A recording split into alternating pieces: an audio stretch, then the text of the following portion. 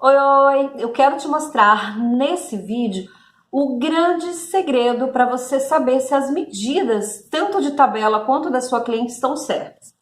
Como que eu faço essa análise? Eu tenho aqui aberto o arquivo que vocês receberam aí também, que vocês vão baixar aqui nos e-books, que é para você tirar a medida do seu cliente, ou até mesmo se você for verificar uma tabela de medidas de acordo com o seu perfil, tá?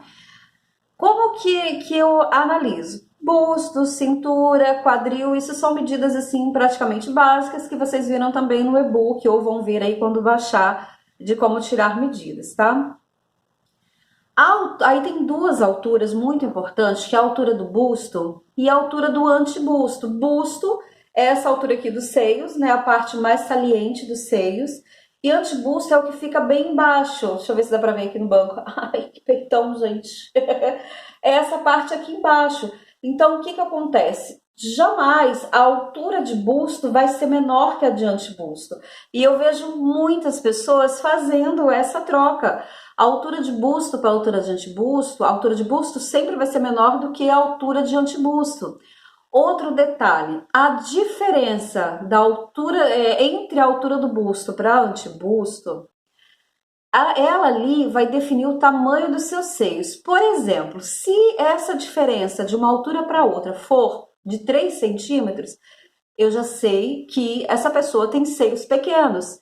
Se essa altura for de 5, é praticamente um M, um tamanho normal, entendeu? Essa é a visão que eu tenho. Se existem outras formas, gente, tudo bem, não tem problema. Mas, por exemplo, no plus size, a altura do busto para o antebusto, a diferença é de 10, 12 centímetros, porque essa medida aqui, ó, do busto para o antebusto, ela chega a ser 10, 12 centímetros. Então, quando isso acontece, eu sei que os seios da pessoa é grande. Então, é assim que eu visualizo uma tabela de medidas, é assim que eu visualizo a medida de um cliente. Então, assim, quando você pedir para a sua cliente tirar medidas online para você fazer, você já vai identificar, se a sua cliente tem seios grandes ou não, pequenos ou não, tá? Deixa eu ver outra medida aqui. A altura do quadril versus a altura do gancho. Aqui eu também consigo identificar se essa pessoa é alta ou não, né? Pela altura do quadril. Porque, teoricamente falando, que a gente vê por aí em muitas técnicas, é que a altura de quadril geralmente é 19 centímetros, 20 centímetros, e são padronizadas, ditadas como os normais e tudo mais. E se a pessoa que tem 1,60 m, 1,60 e alguma coisa, fica nessa faixa, né? Quando essa medida passa de 20 centímetros, opa, a minha cliente ela tem essa longitude aí do quadril alta ou baixa. Se a pessoa for baixinha, ela vai ser menos que 20 centímetros. Então, eu já consigo observar. E a diferença entre elas, entre a altura do quadril menos a altura do gancho, essa diferença é a medida lá do quadril, que é a parte mais saliente do bumbum, para onde fica a área de lazer. É a área de lazer, a perseguida, sabe? Ali, né? Então, essa é a diferença. Por exemplo, se você vai fazer uma modelagem que é para lingerie, que é para moda praia, essas coisas assim, essa diferença onde vai ser um fundinho de calcinha, essa diferença onde você vai fazer aquela curva bonita assim para fazer a calcinha, se ela vai ficar entrando ou saindo. Então, por aqui eu já sei se a pessoa ela é alta ou não. Aí vem a grande questão. Eu, como modelista, o que eu vou analisar quando eu vejo uma medida dessa, seja na tabela ou seja sob medida para cliente? Se a pessoa tiver uma diferença entre a altura do quadril e a altura do gancho grande, ou significa que ela é mais alta, me permite cavar um pouco mais essa peça. Por quê? Ela vai ter vestibilidade, mas quando eu vejo que essa diferença é mínima, o mínimo que eu falo aí, o mínimo pelo menos é 5, 6 centímetros. Eu sei que a pessoa é baixa, então eu não posso subir muito uma cava nesse caso. Por quê? Senão a minha cliente é baixinha e vai ficar mostrando, né, as coisas que a gente não quer mostrar. Então, é essa a visão de modelista, analisar o corpo, estudar o corpo, como que reage às medidas. Então, assim, observem o movimento, observem o corpo, se toque, analisem o perfil. Ai, professora, agora eu vou ficar olhando o corpo aí de mulher, eu faço roupas femininas. Sim, tem que analisar, pega vídeos, vê como se comporta quando a pessoa senta, quando ela levanta, onde vai, onde vem, se ela é alta ou não. São todos detalhes que eu analiso. Agora, deixa eu ver outra medida. A largura das costas, que é super importante para nossa técnica. Por exemplo, eu tenho as bases que a gente utiliza, que são super importantes. Pela largura das costas, eu já consigo identificar se a cava, essa altura da cava, vai dar certo ou não. Por quê? Essa medida, existe uma técnica para encontrar a cava. Vou contar um segredo para vocês? Ou não vou contar, gente? Vou deixar para o curso? Enfim, eu já sei identificar se essa cava vai ficar grande, se essa cava vai ficar pequena. E detalhe, essa largura das costas, quando eu tiro a medida da cava, aí eu já vou comparar com outra medida, a altura do busto. Porque a linha da cava que a gente tem na nossa base para a linha do busto, ela tem uma diferença. Aí vem novamente a pergunta, se essa diferença for pouca, na hora já sei que a minha cliente tem poucos seios. Se essa diferença for muita, tem muitos seios, mas não em relação a volume. Sabe aquelas pessoas que têm o seio mais baixo ou mais alto? É aqui que eu vou identificar. Com essa medida, com a largura das costas, acho a cava e da cava para a linha do busto, eu consigo identificar. Professora, que confusão. Volta o vídeo e ouve várias vezes esse áudio e vai treinando o seu olhar também nesse quesito, tá? Muito, muito importante.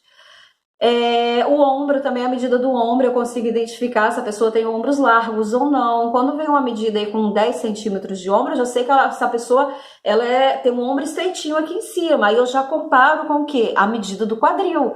Será que tá casando assim a medida do ombro, quadril e largura das costas? Já consigo identificar se essa pessoa aqui em cima tem os ombros largos ou ombros estreitos, por exemplo. Eu sou ombruda, minha avó fala que eu sou ossuda, né? Minha medida do ombro é 14, então, já sei que aquela pessoa tem ombros largos. Talvez uma plus size com a mesma medida que eu vai ter ombros pequenos. Então, já consigo ter essa visão do corpo através dessas medidas, tá?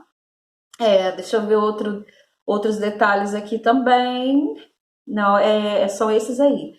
Então, e aqui eu coloquei outras medidas, comprimento e tudo para vocês usarem com as suas clientes essa tabelinha. Eu sei que muitas já tem essa tabela, né? Quem faz o curso já tem ela.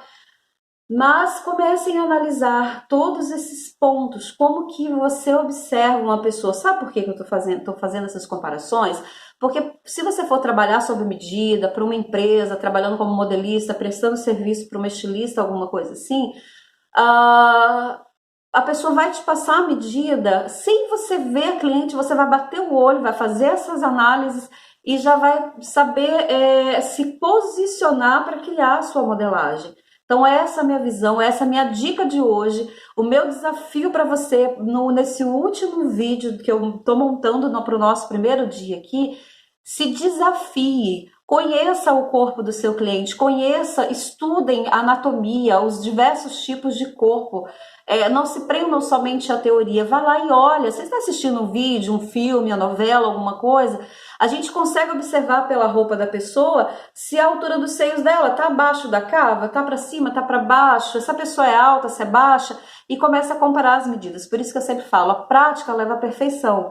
Quando você tirar medidas de várias pessoas, faz um comparativo. Pega aí 10 clientes suas, 10 fichas de medida e compara para você ver se essa diferença são praticamente a mesma coisa.